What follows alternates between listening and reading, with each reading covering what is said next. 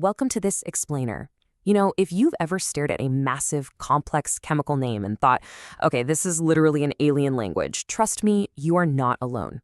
Organic chemistry can definitely seem like this chaotic, infinite soup of molecules. But what if I told you it's actually a beautifully structured, highly logical system? Today, we're going to crack the code. We are going to transform what looks like absolute chaos into a universal language that you can master. All right, let's dive right in. Here's our roadmap for today. We'll start with the carbon revolution, move into classifying the carbon world, take a look at the absolute chaos of common names, crack the IUPAC code, and finally, wrap up with families and functional groups. Section 1, the carbon revolution, overthrowing the vital force. Because to truly understand this language, we kind of need to know the history of the molecules we're actually naming. So, picture this. Back in 1780, scientists fully believed in something called the vital force theory. The idea was that organic compounds could only be created by living organisms, like they needed some sort of magical biological spark. But, well, that got completely turned on its head. In 1828, a German chemist named Wohler accidentally synthesized urea, which is totally organic, from ammonium cyanate, which is completely inorganic. This was a real game changer. The idea spread like wildfire. By 1845, Kolbe synthesized acetic acid right in a lab, and Berthelot did the exact same thing with methane in 1856. Boom. The vital force theory was officially dead, and organic chemistry was dragged out of the living body and right onto the lab bench. Once scientists figured out they could just build these organic compounds, they quickly realized they were staring at an incredibly massive universe of molecules, like endlessly massive. And why is it so huge? It all boils down to this one crazy superpower that carbon has, called catenation.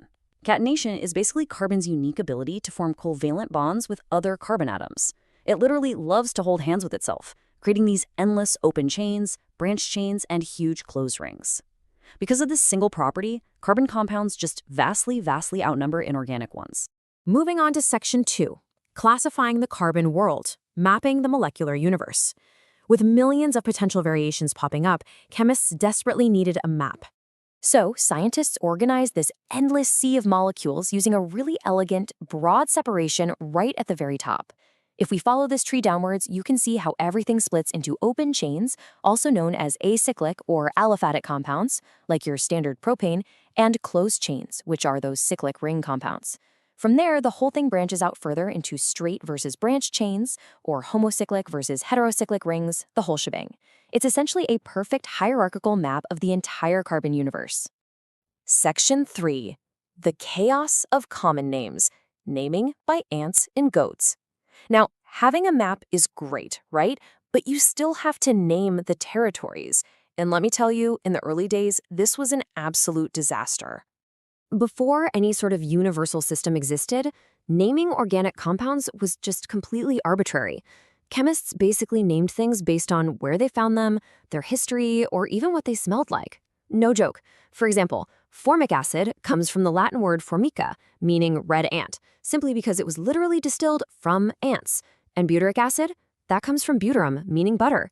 Just imagine trying to build a modern, rigorous scientific discipline when your foundational vocabulary is literally based on bugs and dairy products. It is honestly fascinating just how far this chaotic, trivial naming system went. Take acetic acid. That just means vinegar. Capryc acid? That one is derived from caper, meaning goat, because of its, well, distinct goat-like smell. And methyl alcohol literally translates to wine from wood. Now, while these historical names definitely have a certain quirky charm, memorizing thousands, let alone millions, of these source-based names, it's completely impossible. It is totally unscalable for global science. So, this brings us face to face with a massive global problem. Think about it. How do scientists from completely different countries, speaking entirely different languages, agree on naming millions of new carbon chains without descending into absolute chaos?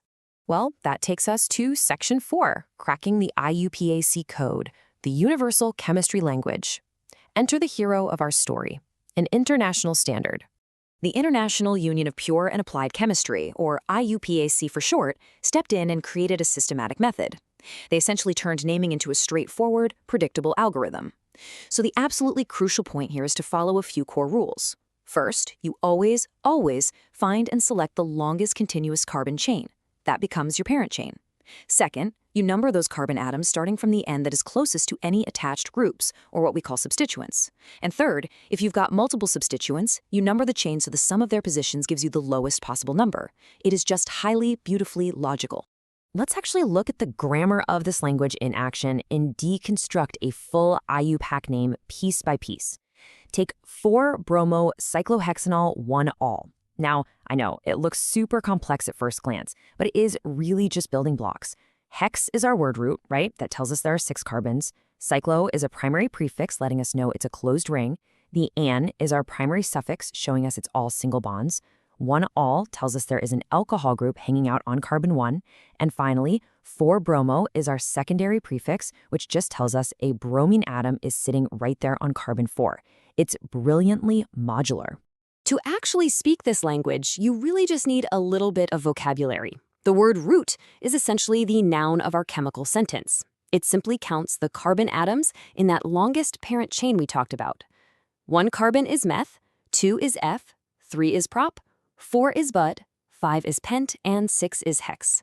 Honestly, once you memorize these core roots, you are well on your way to naming the spine of virtually any organic molecule on Earth. And that leads us to our final stop, Section 5, Families and Functional Groups, the power of suffixes. Okay, so now that we have the spine figured out, how do we give the molecule its actual personality? Well, this is exactly where functional groups come in. A functional group is just a specific arrangement of atoms that totally dictates the chemical properties of a compound. And these functional groups build into something called a homologous series. That sounds fancy, but it's simply a family of compounds that all share the exact same functional group. They behave in similar ways, and each member of the family just differs from the next by adding one more CH2 unit to the chain. It's perfect predictable organization. It's like a giant puzzle where all the pieces actually fit. We communicate these properties by changing the suffix right at the end of our word root. The primary suffix tells us everything about the bonding between the carbons. If they are all just single bonds, we use ane, meaning it's totally saturated. Think butane. If there's a double bond in there, it becomes ene, like but1-ene. And a triple bond, that gets ine, like but2-ine. It is wild how just swapping 3 little letters completely changes the structural reality of the entire molecule. Then we tack on the secondary suffix, and this tells us exactly which functional group family the molecule belongs to. Let's say we have an OH group. That makes it an alcohol. So we add ol, turning ethane into ethanol. A COOH group makes it a carboxylic acid, so we slap on oic acid, making ethanoic acid. And if there's a C double bond O tucked inside the chain, that makes it a ketone, which gets the suffix 1, like propan-2,1. Simple, right? Now, to really see how far we've come today, let's look at this comparison for carboxylic acids. Remember our friends, the red ants from earlier? Formic acid? Well, under the IUPAC system, we can see it has exactly 1 carbon. And 1 carbon, as we know, means the root meth. It also has a carboxylic acid group, so it gets that oic acid suffix. Put it all together, and that chaotic ant-derived formic acid becomes the incredibly precise, logically built methanoic acid. And really, that is the ultimate takeaway of this explainer. You don't have to sit there and memorize a million different arbitrary names derived from goat sweat and wood spirits anymore. By just learning the prefixes, roots, and suffixes of the IUPAC system, you are simply translating structures into a universal code, a code that anyone, anywhere in the world can understand. The structure is the name, and the name is the structure. So I want to leave you with this thought. If you can now look at a massive, intimidating IUPAC name and instantly picture its exact shape and its functional groups, what can you now predict about how that molecule will actually react and behave in the real world? It really opens up a whole new level of understanding. Thank you so much for exploring the universal language of chemistry with me today. Keep translating and keep learning.